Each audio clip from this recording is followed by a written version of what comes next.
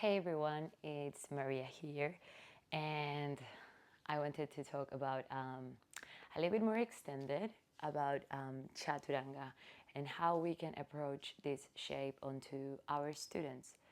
It's it's quite important that we take the time in classes to first of all observe your students, observe what are they doing throughout that transition, the vinyasa. Look at them. So, what you're going to see, and I would say maybe half of the class sometimes, is this. So they go forward, brush the ribs, and when the brushing of the ribs doesn't happen, it's because this happens. The elbows open up. And what happens there? Straight up impinges pain onto the shoulder. So, what if I'm in a yoga class, fast paced, warm, I just keep on going, like students understand that sometimes things could hurt, especially when we're stretching areas that feel a little bit tight. But is this kind of pain something that we avoid, and we try to empower our students to understand that pain like this should not be felt in the practice, should be used as boundaries, as an understanding of ourselves, where we're at in our own journey of this beautiful lifetime practice that is yoga. There's no rush, so why would they rush?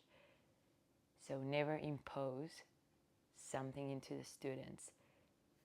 And also, when we see this, impinges, hurts, but also there's no control.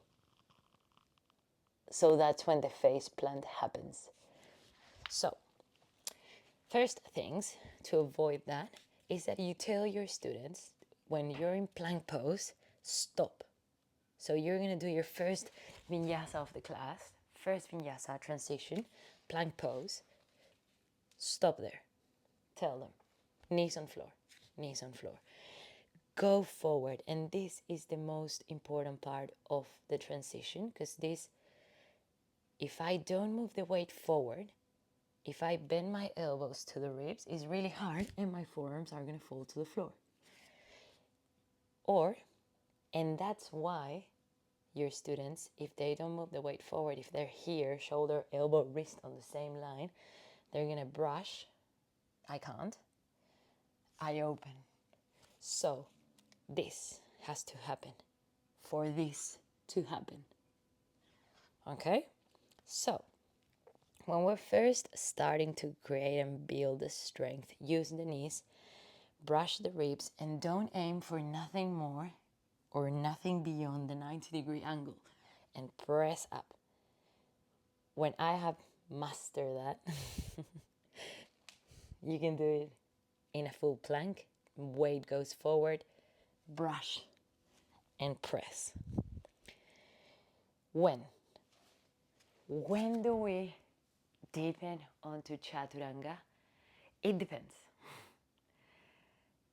If you're building the strength, staying above the 90-degree angle and the 90-degree angle are great. So that's perfect alignment. That's why we use the blocks under the shoulders, how I showed on Instagram video. But if you want to deepen onto the next shape, which is Urdhva Mukha or upward facing dog, we start preparing Urdhva Mukha from here, and I'll show the base. So you're here, brush, and this is when you pass the angle, because this is happening, look. And then you press up, upward facing dog. Exhale, downward facing dog.